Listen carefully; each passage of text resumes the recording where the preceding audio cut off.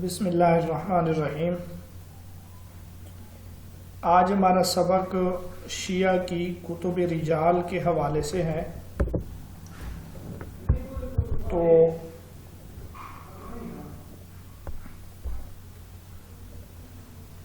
یہ کتب رجال کے پڑھنے سے پہلے کل جو ہم نے اوپر کچھ باتیں پڑھی ہیں ان کو دیکھ لیتے ہیں، پھر ادھر ہم آئیں گے۔ اچھا، یہ کل یہ جو کتاب ہے نا تہذیب التہذیب، اور دوسری کتاب ہے تہذیب الکمال فی اسماء الرجال، تو حدیث کی جو صحیح 6 کتابیں ہیں صحاح ستہ یا کتب ستہ، ان کے راویوں پر سب سے پہلی جو کتاب ہے اس کا نام ہے الکمال فی اسماء الرجال۔ یہ جو ہے یہ کتاب ہے، اس کا نام ہے الکمال فی اسماء الرجال، جیسا کہ یہاں پر آپ کے سامنے لکھا ہے کہ یہ دراصل حافظ عبد الغنی مقدسی کی ہے۔ تو سب سے پہلی کتاب وہ ہے الکمال فی اسماء الرجال۔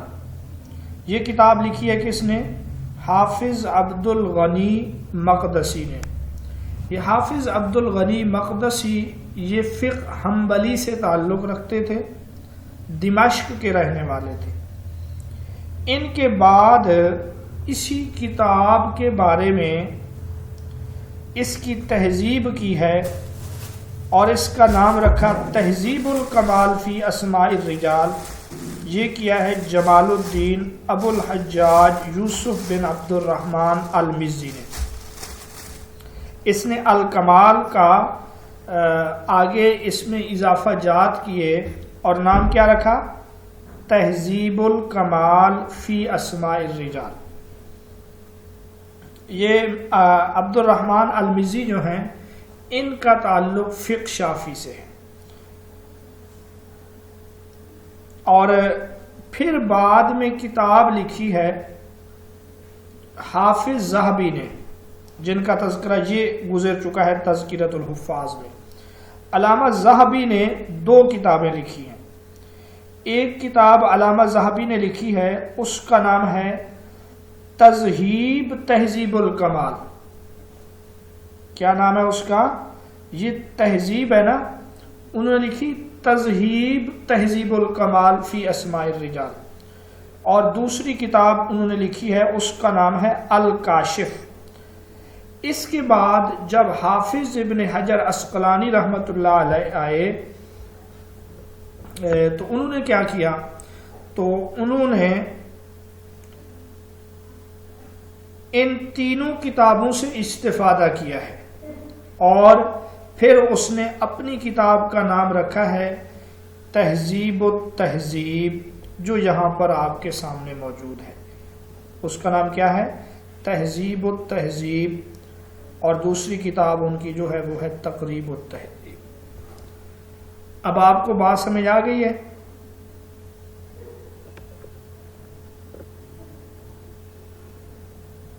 جی، آپ اس کو پھر دوبارہ سنیں، میں یہ دوبارہ بھی سمجھا دیتا ہوں، اور اس کے اوپر میں الگ سے ویڈیو بھی بناؤں گا، آپ اس کو دوبارہ سے سنیں۔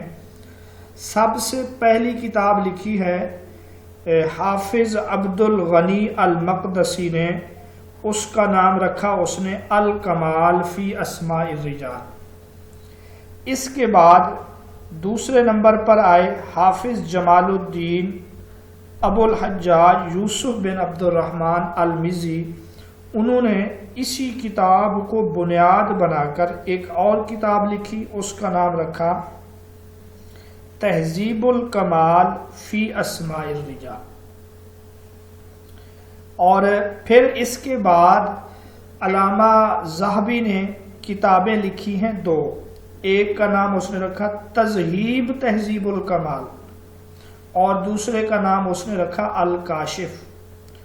اور ان کے بعد پھر آئے حافظ ابن حجر عسقلانی رحمۃ اللہ علیہ، انہوں نے اسی تہذیب الکمال سے استفادہ کیا، بلکہ اسی کو بنیاد بنایا، اور حافظ ذہبی کی جو 2 کتابیں ہیں ان سے بھی استفادہ کیا، اور آپ نے اپنی کتاب کا نام رکھا ہے تہذیب التہذیب و تقریب التہذیب۔ ٹھیک ہے، یہ و تقریب التہذیب یہ الگ کتاب ہے۔ اب آپ کو یہ بات سمجھ آ گئی؟ جی، یہاں ایک اور کتاب کا تذکرہ بھی ضروری ہے جس کو حافظ ابن حجر عسقلانی نے بطور مصدر کے تو ذکر نہیں کیا، لیکن اس کتاب سے بھی استفادہ کیا ہے۔ اس کا نام ہے اکمال۔ اس کا کیا نام ہے؟ اکمال۔ ایک ہے الکمال اور ایک ہے اکمال، الاکمال۔ وہ جو ہے حافظ علاء الدین مغلطائی رحمۃ اللہ علیہ کی ہے۔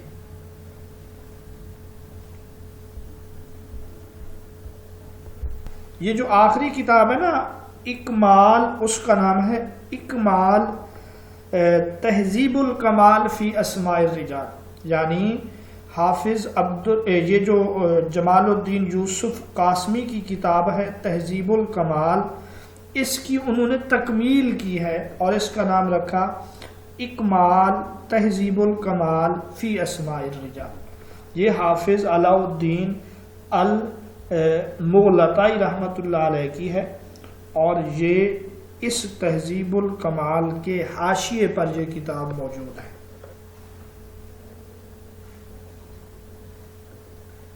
اب بات کلیئر ہے؟ جی ٹھیک ہے۔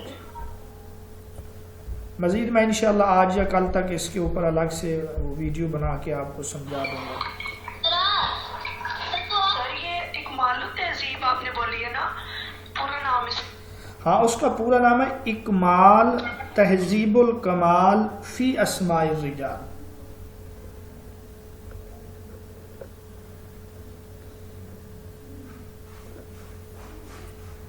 دوسری بات جو کل ہم پڑھ رہے تھے، آئینہ پرویزیت، غلام احمد پرویز، ان کے خلاف جو کتاب لکھی گئی ہے عبد الرحمن کیلانی نے لکھی ہے، یہ دفاع حدیث کی کتابوں میں ہم نے اس کا تذکرہ کیا تھا۔ یہ ہے فتنہ پرویزیت ہے، اور پھر اس کے بعد ہے آئینہ پرویزیت۔ یہ غلام احمد پرویز یہ منکر حدیث تھا اور منکر حدیث رہا، ٹھیک ہے۔ وہ جس نے کتاب لکھی تھی 2 اسلام، وہ اور ہے، وہ ہے ڈاکٹر غلام جیلانی برق، اس نے کتاب لکھی ہے 2 اسلام، پھر اس نے اپنے نظریات سے رجوع کر لیا تھا۔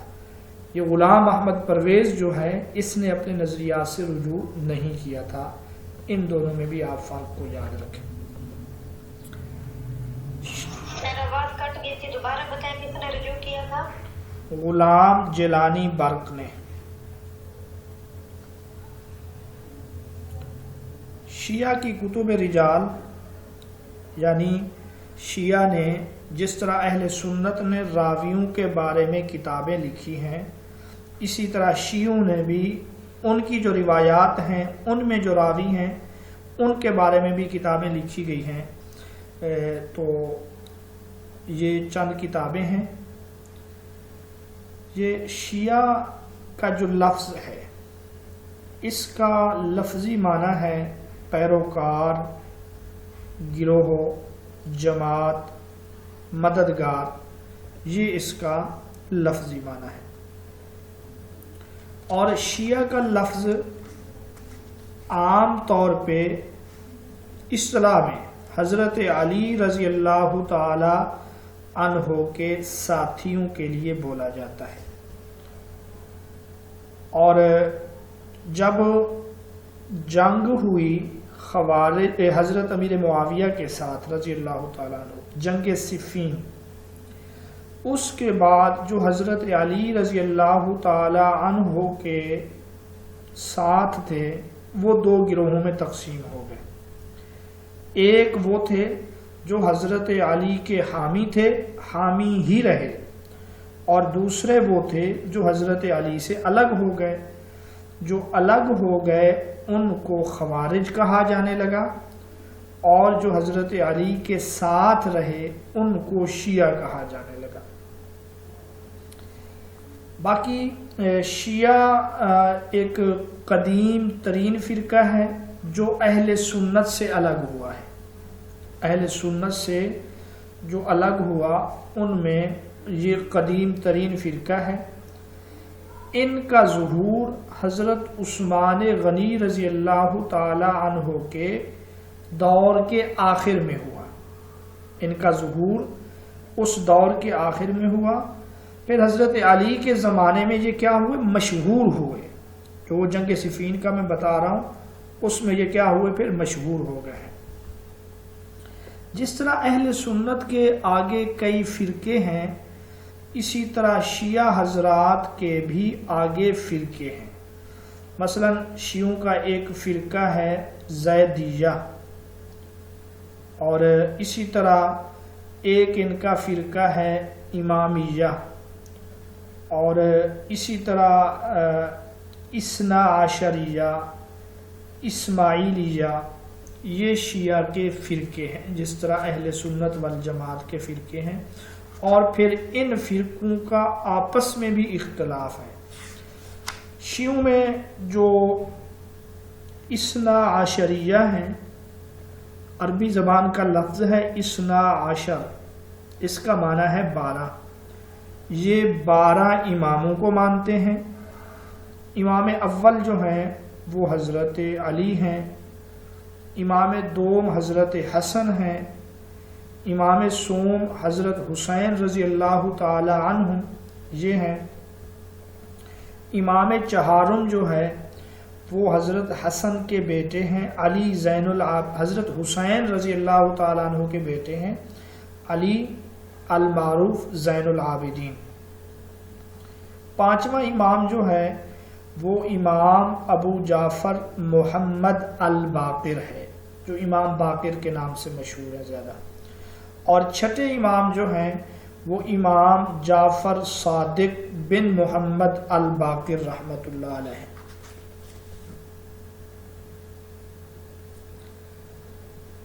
یہ کتنے اماموں کا ہم نے تذکرہ کر لیا؟ 6۔ چھٹے امام جو نا امام جعفر صادق ہیں۔ یہاں 6 اماموں تک اثنا عشری اور اسماعیلی دونوں متفق ہیں۔ 7واں امام کون سا ہے؟ یہیں سے یہ دونوں فرقے الگ ہو گئے۔ اثنا عشری کے نزدیک جو 7ویں امام ہیں وہ امام جعفر صادق کے بیٹے ہیں، ان کا نام ہے موسیٰ کاظم۔ جبکہ اسماعیلیہ کے نزدیک جو 7ویں امام ہیں وہ امام جعفر صادق کے بیٹے ہیں اسماعیل۔ گویا کہ ان دونوں فرقوں کا اس بات پر بھی اتفاق ہے کہ جو 7واں امام ہے وہ امام جعفر صادق کا بیٹا ہے، لیکن امام جعفر صادق کا کون سا بیٹا ہے اس پر یہ آپس میں کیا ہو گئے ہیں؟ تقسیم ہو گئے ہیں۔ اسماعیلیہ کہتے ہیں کہ ان کا وہ اسماعیل ہے، اسی وجہ سے ان کو اسماعیلیہ کہا جاتا ہے، جبکہ اثنا عشری کیا کہتے ہیں کہ وہ اسماعیل نہیں ہے بلکہ امام جعفر صادق کے بیٹے جو ہیں وہ ہیں موسیٰ کاظم۔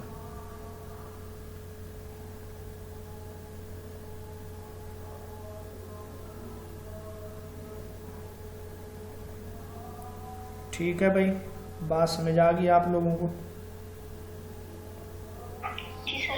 جی اب اہل تشیع کی جو کتب حدیث ہیں وہ رسول اللہ صلی اللہ علیہ وسلم کے ساتھ ائمہ معصومین کے جو ارشادات ہیں ان کو حدیث کا نام دیتے ہیں، اور وہ اپنے امام کے قول و فعل کو حجت قرار دیتے ہیں، اور ان کے نزدیک جو راویوں کے لیے اصول ہیں، اہل سنت کے اصول ہیں کہ راوی عادل ہو، سند متصل ہو، ضابط ہو، ان کے اصول جو ہیں وہ بنیادی اصل یہ ہے کہ تمام راوی ثقہ ہوں اور امامت کا عقیدہ رکھتے ہوں۔ یہ ان کے نزدیک ایک بنیادی اصول ہے۔ اگر تو راوی امامت کا عقیدہ رکھتا ہو تو اس کی حدیث صحیح شمار ہوگی، اگر راوی امامت کا عقیدہ نہ رکھتا ہو، وہ ثقہ بھی نہیں ہے، وہ قابل اعتماد بھی نہیں ہے، اس کی روایت صحیح نہیں ہوگی۔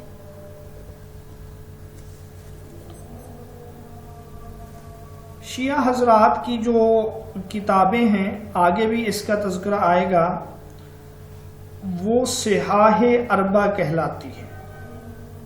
صحاح اربع جیسے ہمارے کتب ستہ ہیں، ان کی 4 کتابیں ہیں، ان کو وہ اصول اربع بھی کہتے ہیں اور ان کو جو ہیں یہ صحاح اربع بھی کہتے ہیں۔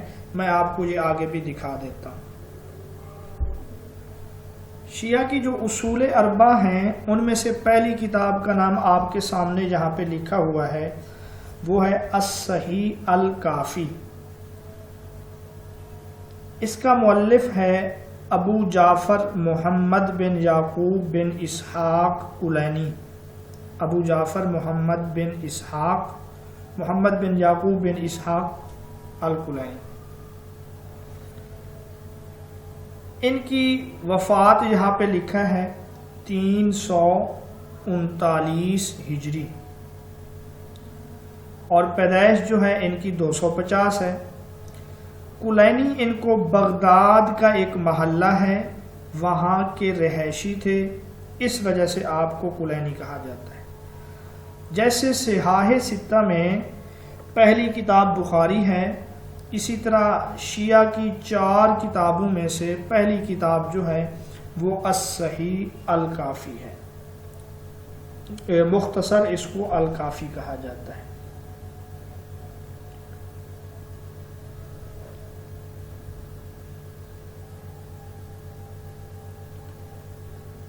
یہ کتاب الکافی یہ امام کلینی کی 30 سالہ کاوش کا نتیجہ ہے۔ 30 سال، جیسے بخاری کو لکھنے میں 16 سال لگے ہیں نا، آپ نے پڑھا ہوگا۔ تو اس کی جلدیں 8 ہیں، اس کتاب کی 8 جلدیں ہیں۔ پہلی جو 2 جلدیں ہیں وہ کافی کے نام سے مشہور ہیں، کافی کلینی، اور اگلی جو 5 جلدیں ہیں وہ فروع کافی کے نام سے مشہور ہیں، اور 8ویں جلد کا نام ہے روضہ کافی۔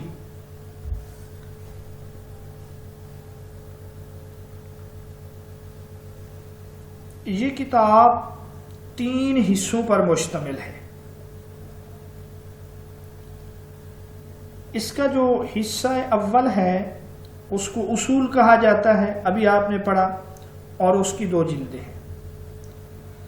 دوسرا حصہ ہے اس کو الفروع کہا جاتا ہے، اس کی 5 جلدیں ہیں۔ تیسرا حصہ جو ہے الروضہ، الروضہ یہ اس میں 1 جلد ہے۔ اچھا، پہلا حصہ جو ہے الاصول، اس میں کتاب العقل سے لے کر کتاب العشرہ کے احکام ہیں، اور فروع میں کتاب الطہارت اور دیگر اس قسم کے احکام ہیں، اور کتاب الروضہ جو ہے اس میں متفرق احادیث ہیں اور آپ صلی اللہ علیہ وسلم کے کچھ خطوط کا تذکرہ بھی ہے۔ اس کتاب میں جو احادیث کی تعداد ہے، شیعہ حدیث کو جو نا اخبار کہتے ہیں، یہ آپ لوگوں کو پتہ ہونا چاہیے۔ تو اس میں جو تعداد ہے وہ ہے 16,990، بعض یہ کہتے ہیں 16,199، اور بعض یہ کہتے ہیں 15,977. گلدستہ میں بھی یہی لکھے ہیں، میں گلدستہ سے نہیں بتا رہا، تو یہ عدد ٹھیک لکھا ہوا ہے، تینوں عدد جو ہیں ٹھیک ہیں.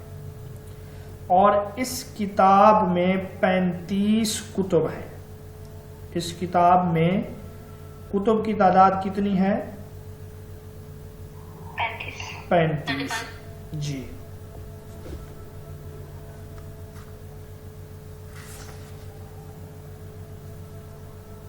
اسی کتاب کو، اس کا موازنہ شیعہ حضرات جو ہیں وہ بخاری شریف سے بھی کرتے ہیں. دوسری کتاب جو آپ کے سامنے ہے اس کا نام ہے من لا یحضرہ الفقیہ. اس کے مؤلف ہیں ابو جعفر محمد بن علی بن حسین بن موسیٰ. ان کو شیخ صدوق بھی کہا جاتا ہے، ان کا لقب ہے شیخ صدوق. من لا یحضرہ الفقیہ جو ہے 2 جلدوں پر مشتمل ہے، اور اس کتاب میں فقہی استدلال کے اصولوں پر احادیث کے ذخیرے کو جمع کیا گیا ہے، جن پر ان کے فتاوی کا دار و مدار ہے. یعنی شیعہ حضرات کے فتاوی کا جس پر دار و مدار ہے، تو اس کتاب میں فقہی استدلال کے انہی اصولوں پر جو احادیث ہیں ان کو جمع کیا گیا ہے. اور اس میں 5,963 روایات ہیں، اور اس کتاب میں اسناد نہیں ہے، سند کے ساتھ روایت نہیں ہے، جس طرح کے فقہ کی کتابوں میں عام طور پہ سند کے ساتھ روایت نہیں ہوتی. سر سکرین اوپر کر دیں. جی. سر اس کتاب کا ترجمہ کریے گا نام کا. من لا یحضرہ الفقیہ، وہ آدمی جس کے پاس یا جو فقیہ کے پاس حاضر نہ ہو سکے، جو کسی ایسی جگہ پہ رہتا ہے، اس کے پاس کوئی مفتی، کوئی فقیہ، کوئی فتویٰ بتانے والا نہیں ہے، تو وہ جو ہے اسی کتاب سے استفادہ کرے. تو اس کا نام ہے من لا یحضرہ الفقیہ. تیسری کتاب ہے تہذیب الاحکام، اور چوتھی کتاب جو ہے وہ ہے الاستبصار فی مختلف من الاخبار. الاستبصار فی مختلف من الاخبار، ان دونوں کے جو مصنف ہیں وہ ایک ہی ہیں. مصنف کا نام ہے ابو جعفر محمد بن حسن بن علی الطوسی.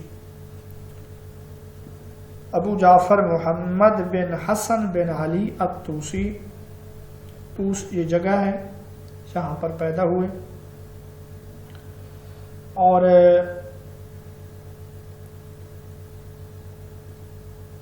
ان کی جو وفات ہے وہ 460 ہجری ہے. پیدائش ان کی ہے 385 ہجری. اچھا، ان کے وفات کے متعلق 458 کا قول بھی ہے، 460 کا قول بھی ہے، زیادہ مشہور یہی 460 ہے. اچھا، ان کو شیخ الطائفہ بھی کہا جاتا ہے، یا ان کو صرف الشیخ بھی کہا جاتا ہے. اگر شیعہ اس میں صرف الشیخ کا لفظ ہو یا الشیخ الطائفہ کا لفظ ہو، تو اس سے مراد یہی ابو جعفر محمد بن حسن الطوسی ہے. ان کی یہ جو کتاب ہے تہذیب الاحکام، نام سے واضح ہے احکام کے بارے میں ہے، 2 جلدوں پر مشتمل ہے، اور احادیث احکام کا بڑا ذخیرہ موجود ہے اس کتاب میں. وہ احادیث جو احکام کے متعلق ہیں، اور اس میں جو روایات ہیں وہ تقریباً 13,500 کے قریب ہیں. اس میں روایات کتنی ہیں؟ 13,000 کی۔ 13,000 جی اچھا، اگلی جو کتاب ہے نا الاستبصار فی مختلف من الاخبار، یہ بھی نام سے واضح ہے، اس میں متعارض روایات کو جمع کر کے ان میں جمع تطبیق کی کوشش کی گئی ہے، جو ہم اپنی اصول میں پڑھ آئے ہیں، علم مختلف الحدیث۔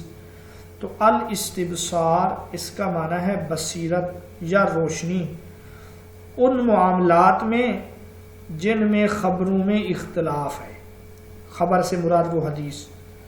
تو اس میں متعارض روایات کو جمع کر کے ان میں تطبیق دینے کی کوشش کی گئی ہے، اور یہ 3 جلدوں پر مشتمل ہے کتاب۔ پہلی دو آپ کی آواز کٹ رہی ہے، سمجھ نہیں آ رہی۔ تو یہ کتاب 3 جلدوں پر مشتمل ہے۔ پہلی 2 جلدیں عبادات کے معاملے میں ہیں، اور تیسری جلد میں دیگر معاملات ہیں اور احکام کا ذکر ہے۔ اس کتاب میں 986 ابواب ہیں۔ اس کتاب میں 986 ابواب ہیں، اور بعض علماء 925 بھی کہتے ہیں، 915 بھی کہتے ہیں، اور شیخ نے جب خود ابواب شمار کیے تو ان کے مطابق یہ 915 تھے۔ ابواب کی تعداد کتنی ہے؟ 915۔ اور اس کتاب میں مؤلف کے مطابق احادیث کی تعداد 5511 یا 5512 ہے۔ مؤلف کے مطابق اس کتاب میں جو احادیث کی تعداد ہے وہ 5511 یا 512 ہے۔ آپ کا سوال یہ ہے کہ اس کو الکافی کیوں کہتے ہیں؟ تو شیعہ حضرات اس کی وجہ یہ بتلاتے ہیں کہ اس کے جو مؤلف ہیں امام کلینی، شیعوں کا ایک امام جس کا انتظار کیا جا رہا ہے، جو محمد المہدی ہیں۔ ایک محمد المہدی وہ ہیں جس کا اہل سنت انتظار کرتے ہیں، اور ایک محمد المہدی وہ ہے جس کے متعلق شیعوں کا نظریہ ہے کہ ہمارے وہ امام جو ہیں وہ غار میں چلے گئے تھے، وہ واپس آئیں گے۔ تو شیعہ حضرات کہتے ہیں کہ امام کلینی نے محمد المہدی کا زمانہ پایا، اور امام کے سامنے یہ کتاب پیش کی، تو امام مہدی نے اس کتاب کے متعلق کہا الکافی کافن لشیعتنا، کہ یہ کافی جو ہے ہمارے شیعوں کے لیے کافی ہے۔ تو اسی الکافن لشیعتنا سے، کہ یہ ہمارے شیعوں کے لیے کافی ہے، اس سے اس کا نام لیا گیا الکافی۔ ٹھیک ہے جی۔ شیعہ کی کتب رجال پیچھے آ جاتے ہیں، یہ یہاں پر جو آج ہم نے سبق شروع کیا تھا۔ تو شیعہ کی کتب رجال میں ایک ابو عمرو الکشی کی ہے رجال کشی، اور ایک نجاشی ہے رجال نجاشی، ایک کتاب ہے محمد بن حسن توسی کی، اس کو رجال توسی کہتے ہیں، اور اسی طرح تہذیب الابصار ہے، اور ایک اور کتاب ہے علامہ مامکانی کی تنقیح المقال۔ تھوڑا سا ہم ان کے بارے میں پڑھیں گے۔ یہ جو سب سے پہلے نا رجال کشی، اس کے مؤلف کا نام ہے ابو عمرو بن محمد بن عمر، ابو عمرو بن محمد بن عمر۔ ان کی وفات 378 ہجری کے قریب ہوئی ہے۔ اس کتاب میں 520 راویوں کے حالات مذکور ہیں۔ اس کتاب میں 520 راویوں کے حالات مذکور ہیں، اور اس میں ضعیف راویوں کا بھی تذکرہ ہے، اور ان کے حالات کا بھی تذکرہ ہے. یہ شیعہ حضرات کی بڑی مشہور کتاب ہے. اچھا، دوسری کتاب جو ہے رجال النجاشی، اس کے مؤلف ہیں علامہ نجاشی. ان کا پورا نام ہے احمد بن عباس. احمد بن عباس ان کا نام ہے. اس کتاب میں یہ راویوں کا نسب بھی ذکر کرتے ہیں، شہر، پھر مذہب، پھر وفات، پھر جرح و تعدیل وغیرہ بھی کرتے ہیں. اس کتاب میں کتنے راویوں کے حالات ہیں یہ تو بہرحال نہیں معلوم. اس کے حوالے سے یہ کہا جاتا ہے کہ اس میں کثرت سے تضاد ہے، ایک دوسرے جو ہے تکرار بھی ہے اور کتاب میں تضاد بھی ہے. ایک جگہ کچھ ہے، دوسری جگہ جو ہے کچھ لکھا ہوا ہے. رجال طوسی جو ہے محمد بن حسن طوسی کی رجال طوسی، اس کا مؤلف بھی یہی محمد بن حسن الطوسی ہے. اور یہ شیعہ کے نزدیک ایک جامع کتاب ہے اور اس میں 8900 راویوں کے حالات ذکر کیے گئے ہیں. اس کتاب میں 8900 راویوں کے حالات ذکر کیے گئے ہیں. بہرحال یہ ان کی کتب رجال ہیں.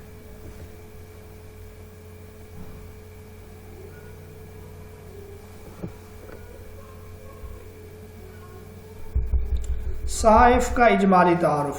مشہور جو صحیفے ہیں صحابہ کے ہم پہلے بھی پڑھے ہیں، اب پھر آپ کو ان کا تعارف آج کروا دیں گے. آپ نے کیا کرنا ہے، آپ نے ایک تو یہ آپ یاد رکھیں کہ علم میں کیا چیز ہے اور یہ ہے کس کا. تو صحائف میں سے ایک صحیفہ الصادقہ ہے. یہ حضرت عبداللہ بن عمرو بن عاص کا ہے. اس مجموعے کا نام الصحیفہ الصادقہ ہے. اور ابن اسیر رحمۃ اللہ علیہ فرماتے ہیں کہ یہ جو ہے 1000 حدیث پر مشتمل تھا اور اس صحیفہ کی تمام روایات مسند احمد میں موجود ہیں. عبداللہ بن عمرو بن عاص رضی اللہ تعالی عنہ نے یہ صحیفہ سنبھال کر رکھا تھا. ان کی وفات کے بعد یہ صحیفہ گیا ہے ان کے پڑپوتے کے پاس. ان کا نام تھا عامر بن شعیب. عامر بن شعیب ان کے پڑپوتے کا نام تھا. اور حافظ ابن حجر عسقلانی رحمۃ اللہ علیہ تہذیب الاحکام میں لکھتے ہیں کہ جس سند میں عن عامر بن شعیب عن ابیہ عن جدہ کی سند آئے تو آپ سمجھ لیں اس سے مراد جو ہے حضرت عبداللہ بن عمرو بن عاص کا صحیفہ ہے.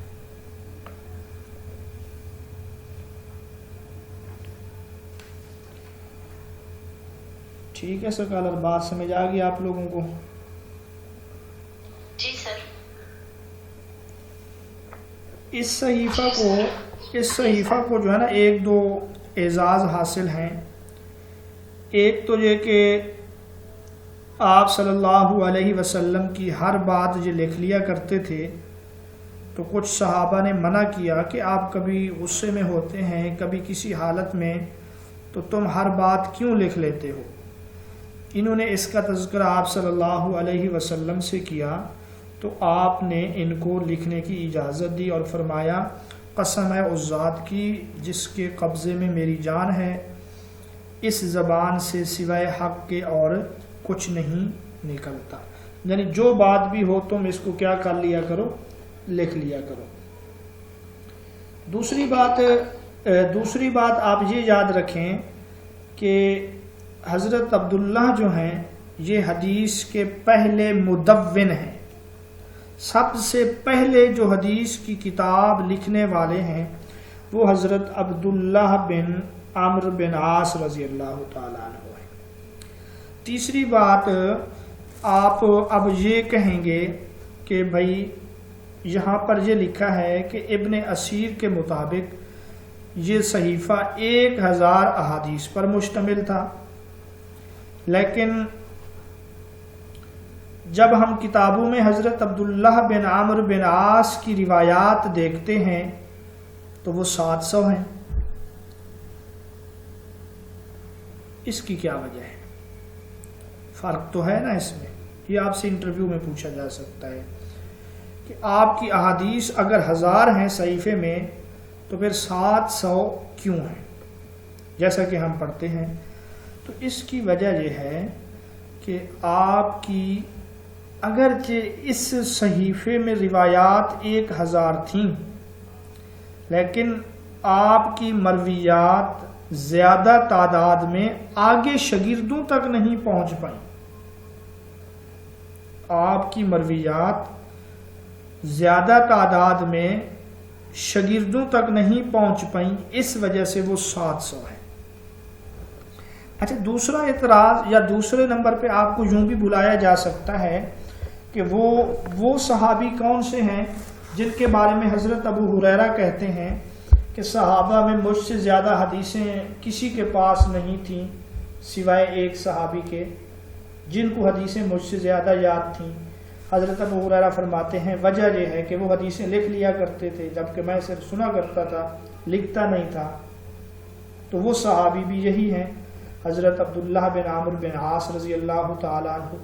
پھر آپ سے یہیں پر پوچھیں گے کہ حضرت ابو ہریرہ یہ کہہ رہے ہیں کہ ان کو حدیثیں مجھ سے زیادہ یاد تھیں، حضرت ابو ہریرہ کی حدیثیں 5374 ہیں، تو ان کی 700 کیوں ہیں؟ تو تب بھی آپ نے یہی جواب دینا ہے کہ اگرچہ آپ کے پاس حدیثیں زیادہ تھیں اور حضرت ابو ہریرہ سے بھی، جیسا کہ حضرت ابو ہریرہ کہہ رہے ہیں، لیکن آگے جو ہے پہنچی کہاں ہے۔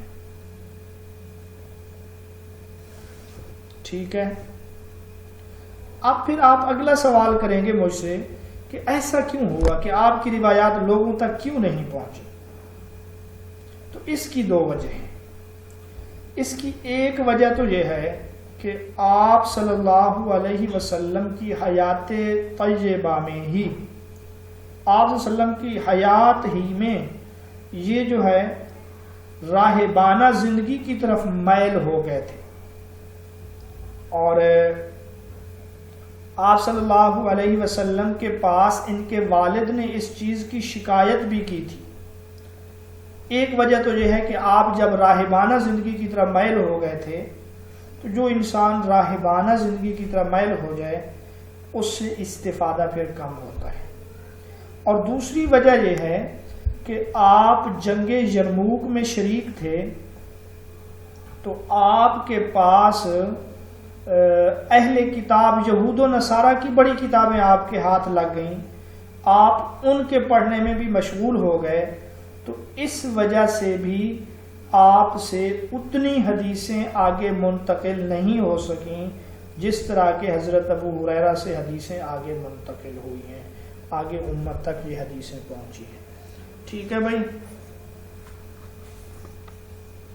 تو سر ان کی روایات کی تعداد 5000 سے بھی زیادہ ہے؟ نہیں، ان کو یاد زیادہ تھیں، لیکن روایت کا مطلب یہ ہے کہ آگے منتقل ہونا، آگے جو ان سے منتقل ہوئی نا وہ کم ہے۔ منتقل 700-800 ہی ہوئی ہیں، لیکن ویسے ان کو 5000 سے بھی زیادہ یاد۔ جی بالکل، آگے منتقل جو ہے نا ان سے 700 روایات ہوئی ہیں۔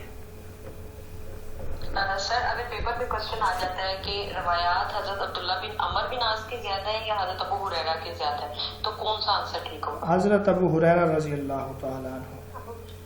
حضرت ابو ہریرہ کے مقابلے میں جس صحابی کا نام بھی آ جائے درست جواب حضرت ابو ہریرہ کا ہے، کیونکہ سب سے زیادہ روایات جو امت تک آگے پہنچی ہیں وہ حضرت ابو ہریرہ رضی اللہ تعالیٰ عنہ کی۔ جی سر۔ اور حضرت عبداللہ بن عمرو بن عاص یہ بھی کہا کرتے تھے کہ مجھے جو ہے زندگی میں 2 چیزیں عزیز ہیں، ایک صحیفہ الصادقہ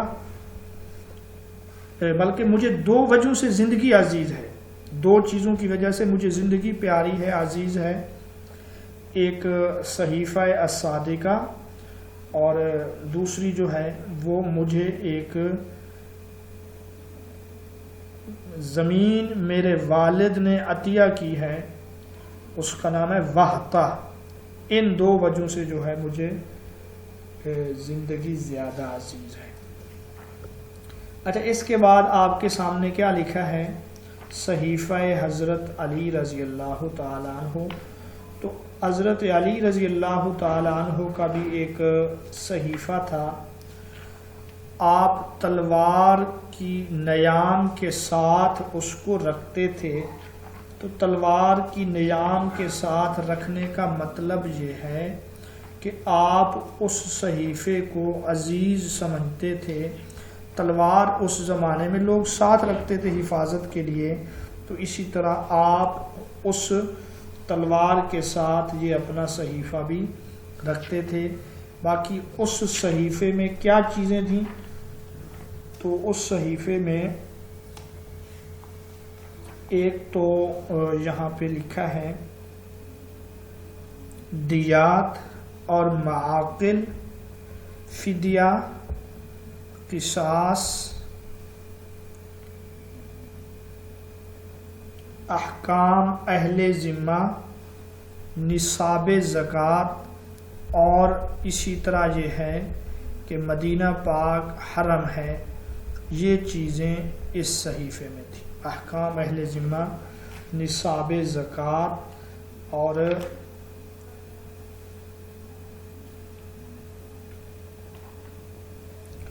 جی اور کون سی چیز تھی؟ مدینہ حرم ہے. جی مدینہ حرم ہے. دیت، معاقل یعنی خون وغیرہ کے احکام تھے اس میں، اور اس کے علاوہ جو ہے فدیہ اور قصاص، ان کا تعلق بھی قتل سے ہے. اور احکام اہل ذمہ کا مطلب یہ ہے ذمیوں کے کیا حقوق ہیں، اور نصاب زکوٰۃ، زکوٰۃ کا نصاب کیا ہے، یہ چیزیں. اور اس کے علاوہ مدینہ طیبہ کے حرم ہونے کا تذکرہ تھا. جیسا کہ مکہ حرم ہے، محترم ہے، اسی طرح مدینہ بھی محترم ہے. اس طرح کے احکام تھے اس میں. سر یہ معقل کی وضاحت کر دیں. اچھا جی، معاقل یہ عقل سے ہے، اس کو دیت عاقلہ کہا جاتا ہے. یہ بھی دیت کی ایک قسم ہے کہ دیت جو ہے اہل عاقلہ پر ہے. اب دیت عاقلہ کیا ہے؟ کسی محلے میں اگر کوئی شخص جو ہے مقتول پایا جائے، کسی محلے میں کوئی شخص مقتول پایا جائے، اور پھر کیا ہے کہ اس کے قاتل کا پتہ نہ ہو، تو اس محلے کے 50 لوگوں سے قسم لی جائے گی. ہر شخص یہ قسم کہے گا کہ ہمیں تو نہ اس کے قاتل کا پتہ ہے اور نہ ہی ہم نے اس کو قتل کیا ہے. پھر اس کی جو دیت ہوگی وہ ان محلے والوں پر تقسیم ہوگی. اس کو کیا کہا جاتا ہے؟ دیت عاقلہ. یعنی اہل محلہ مختلف لوگ مل کر جب کسی کی دیت ادا کریں تو یہ دیت عاقلہ ہے.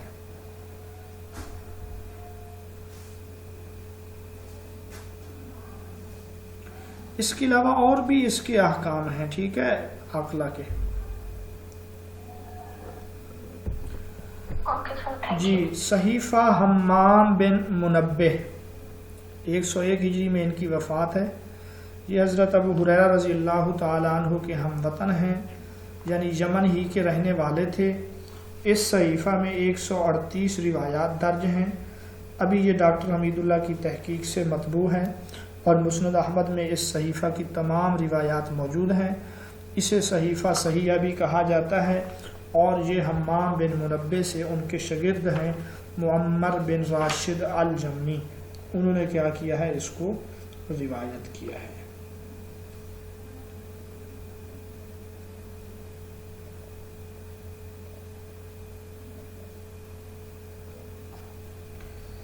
ٹھیک ہے.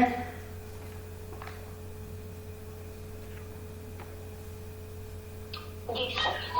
پیچھے آپ نے پڑھا تھا، اگر آپ کو یاد ہو تو وہاں پہ تذکرہ ہوا تھا ایک صحیفہ کے بارے میں، کتاب الصدقہ اور صحیفہ صادقہ میں کیا فرق ہے.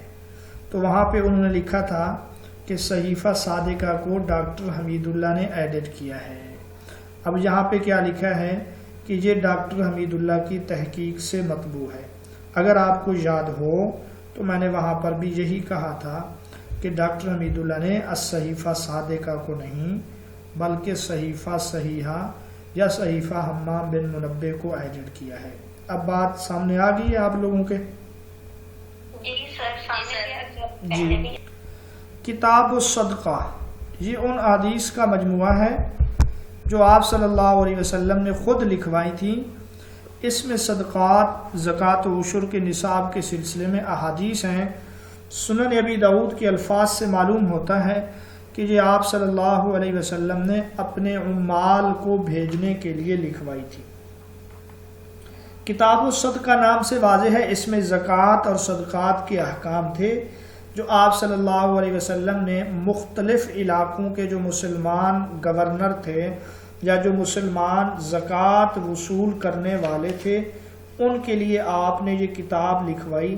لیکن ابھی بھیجنے کی نوبت نہیں آئی تھی کہ آپ صلی اللہ علیہ وسلم اس دنیا سے رخصت ہو گئے. اس کے بعد اس کو بھیجا ہے حضرت صدیق اکبر رضی اللہ تعالی عنہ. اور اگر آ جائے نا کتاب الصدقہ تو کس کی طرح منسوب ہے؟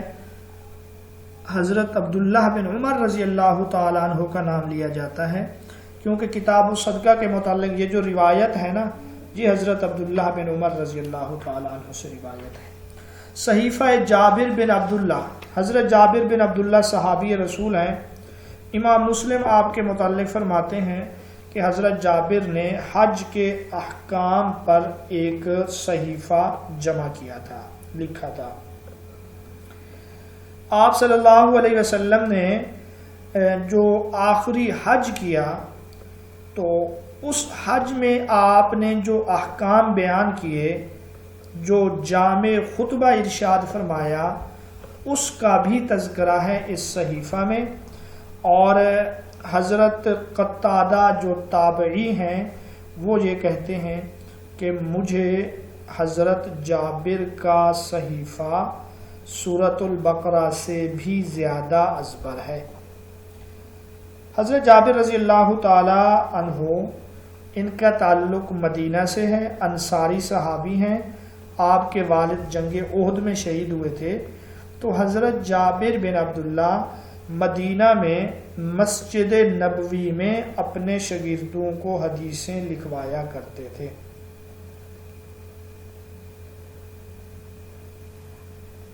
باقی یہ صحیفہ جو ہے اب اس وقت موجود نہیں ہے.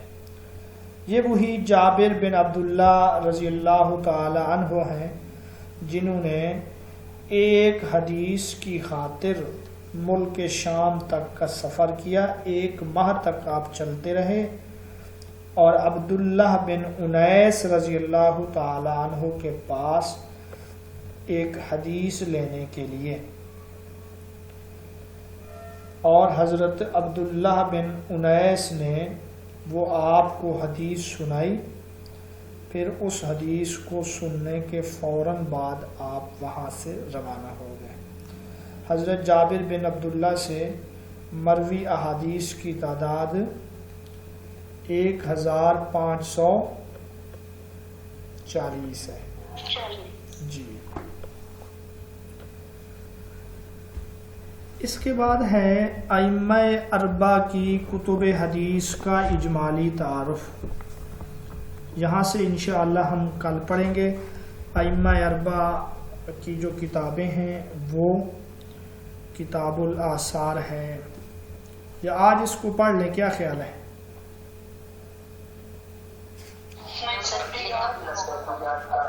کافی وہ لینتھی اور مشکل بھی ہے. چلیں جی پھر کل یہاں سے پڑھیں گے.